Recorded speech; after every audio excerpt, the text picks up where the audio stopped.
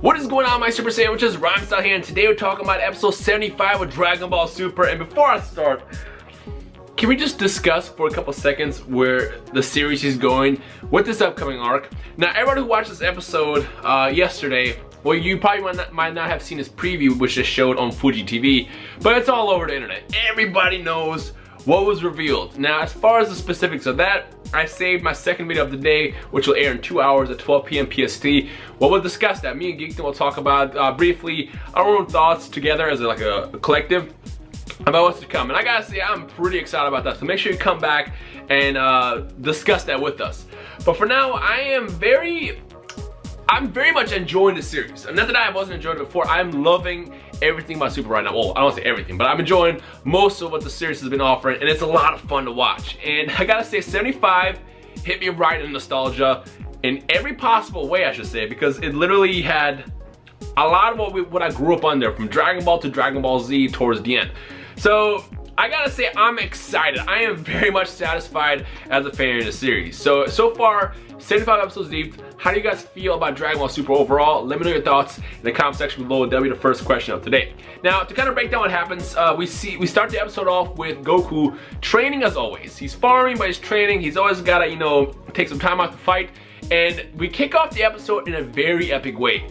Gohan does something. Gohan fights against Goku in a surprisingly epic way. Now, it's funny, at first it's like, no, I don't want to fight, no, I'm not a fighter. I'm like, oh, here we go.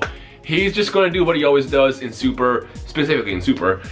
And instead, he puts on the Great Saiyaman, he puts on his persona. What does he do? He puts up a really good fight against Goku. And then it gets even more intense when he goes Super Saiyan, because both Goku goes Super Saiyan, and so does Great Saiyaman, but transforms, his helmet flies off. That, bro, has me excited. And it further adds confirmation in my heart that when it comes down to fighting time for Gohan, he is going to be an absolute badass in this upcoming arc. There's no way, there's no way that Toriyama is going to hurt us fans. On top of that, I feel like the next arc will be a little bit fan servicey with the revelation of what was shown off yesterday in that teaser. I feel like that when Gohan steps up to the plate, he's going to represent. He's got Pan, he's got Videl, he's got so much behind him right now, so when it's his turn to shine, he's gonna shine. You can quote me on it. And if I'm wrong, well, I will never believe in Gohan again. It'll be like finding out Santa Claus isn't real. Well, you know what I mean. So I'm excited to see what Gohan's going to do. That fight was incredible. And also, I do want to point out that I love the fact that when Great Saiyaman was fighting, I don't know if you guys see this like this, like I do, but every time I see fights in Dragon Ball, I see a lot of Xenoverse. I saw a lot of Xenoverse in the fight between Goku and Hit, a lot of Xenoverse in that. And I saw specifically Shockwave. Shockwave is the attack that you might not be too familiar with, but it's one of the moves that Goku Black has in Dragon Ball Super. It's the move where you go like this, bah! And it kind of like stabs your opponent for like a second, which allows you to continue a combo. If they're blocking, it stops the block. He did that. He did the Shockwave in the fight against Goku, and I love the fact that they're kind of referencing the Xenoverse 2 moves, and I see it more and more. But of course, Chi-Chi doing what she does best. She just ruins stuff. She stops the fight because Goku and Great Saiyaman, aka Gohan, were ruining the field. In fact, they already ruined it, in which case, Chi-Chi just let them fight.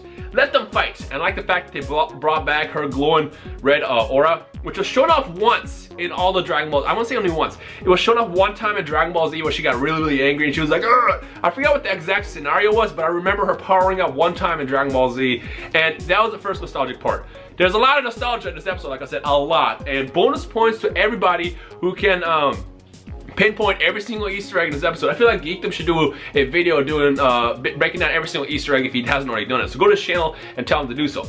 So what happens next is they send Goku off to find somebody else, and who is better to fight with him other than Krillin? Well, technically there are a lot of good options. Vegeta couldn't do it because apparently Vegeta was he was busy. He was struggling with something.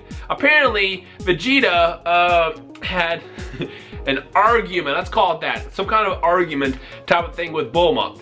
Now, in episode 77, it'll actually make sense what that weirdness was, why he's kind of holding off on what it is. But to those who know the spoiler, you know exactly what's going to happen next.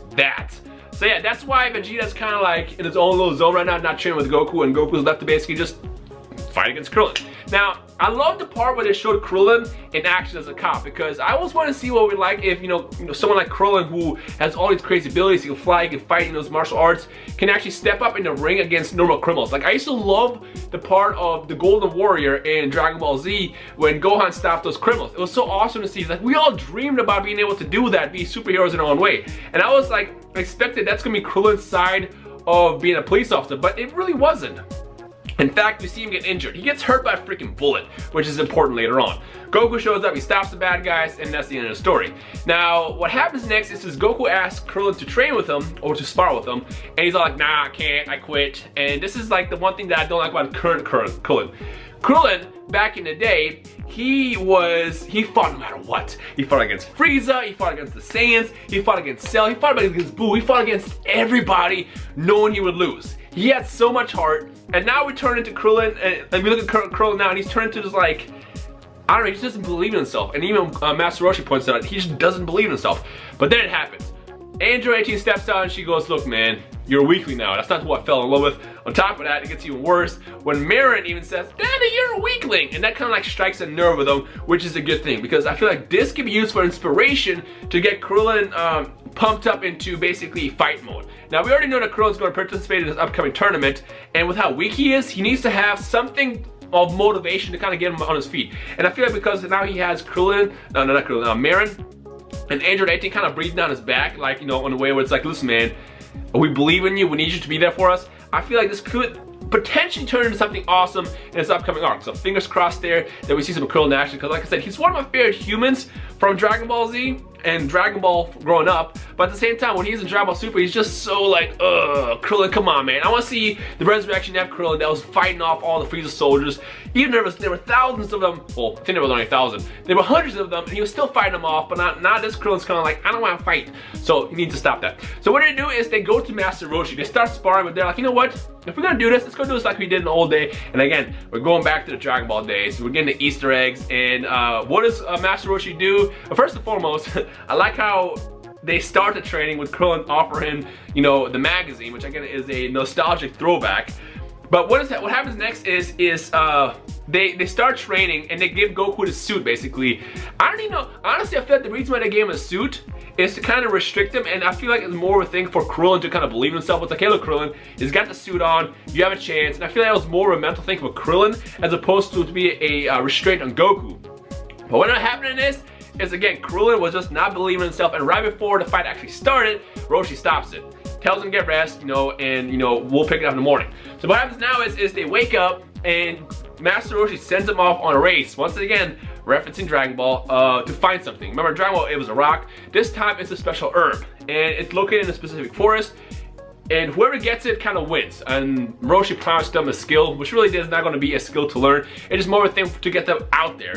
And the first thing they see when they get there is they found Baba. Now, this is of course when you know it's going to get specifically weird or spooky, whatever. They walk into this forest, and you can tell that the atmosphere is completely different. The first thing it made me think about is, you guys remember in Star Wars when Luke walked through into that tree thing, and like he saw like basically Vader. The first thing I thought was that. So it's like they walk into this forest, and the forest is supposed to like kind of like help you find yourself. But in all reality, what it is something similar to that, but it's supposed to be more a thing to, I guess, train them mentally. So like a mental image. So the second they step into the forest, what do they see? Cell pops up. Frieza pops up. The Ginyu Force Guldo pops up. Freaking Guldo of all people. And the worst of all for Krillin, which just really triggered a PTSD moment for him. Tambourine, which you guys remember, Tambourine killed him in Dragon Ball. Spoiler alert in case you didn't watch Dragon Ball, in which case shame on you, go watch Dragon Ball. So now it's going to turn into an episode where hopefully it's going to be awesome. It's kind of weird because everybody seems to be kind of like giant. But again, this area that they're in seems to be more of a thing where it's about mental training to get you guys on your feet. Because I feel like Krillin's not necessarily weak. It's just he believes he's weak, and because of that, it's holding him back. That's why when he got shot, he was all like, you know, what if I get shot? It's worse. Like, dude, you should not be getting hurt by a bullet. You're freaking Krillin. You're like the strongest human in existence, I think. I don't really know who the strongest human will be considered, but Krillin's up there. So hopefully this training is going to get Krillin out of his slump and prepare him for this upcoming tournament, which he doesn't even know he's going to be participating in yet, because obviously he doesn't know your martial arts, as he said, but he does want to focus on becoming a better police officer, which is why he seeked out to train in Master Roshi. Also, speaking of which, I love the fact that when Goku's like, hey, can you train me, Roshi? And Roshi's all like, well, you're kind of training with gods now, bruh. There's nothing I can really teach you. So he's all like, nah, I don't want to do that. But it's still cool to see them all kind of get together and train in the days of Dragon Ball. So that, like, I love all the nostalgia in this episode. And honestly, I'm excited for next week just to see the continuation, the finale of this filler arc. And of course, as you guys already know, episode 77 the week after that, on February 5th, will be the official start of the brand new Universal Survival arc, which I know a lot of you guys are excited about. So we're getting there. We're almost done with the filler stuff, but for now, at least it's very much fun to watch the in-between. So yeah. So in the comment section below, let me know your overall thoughts and all the Easter eggs you might have noticed from the past in this episode, your favorite moments. How excited are you for this upcoming arc, and any theories you might have as far as next week, what kind of training I do, or any of that, just drop it down below. And of course, if you haven't followed these videos, make sure you leave a like right below as well. If you're hyping super, all that stuff, make sure you just, I guess, let me know your thoughts. In 2 hours, don't forget to come back. We are going to be discussing the thing that happened, which I don't want to reveal that yet in case you guys haven't been in the loop to the spoilers, but it's all over the internet at this point. So come back in 2 hours, we'll discuss that, but for now, let's talk about episode 75. Hope you guys enjoy the rest of your day. My name is Rhymestyle, and I will see all you awesome super sandwiches in the comment section below. Peace.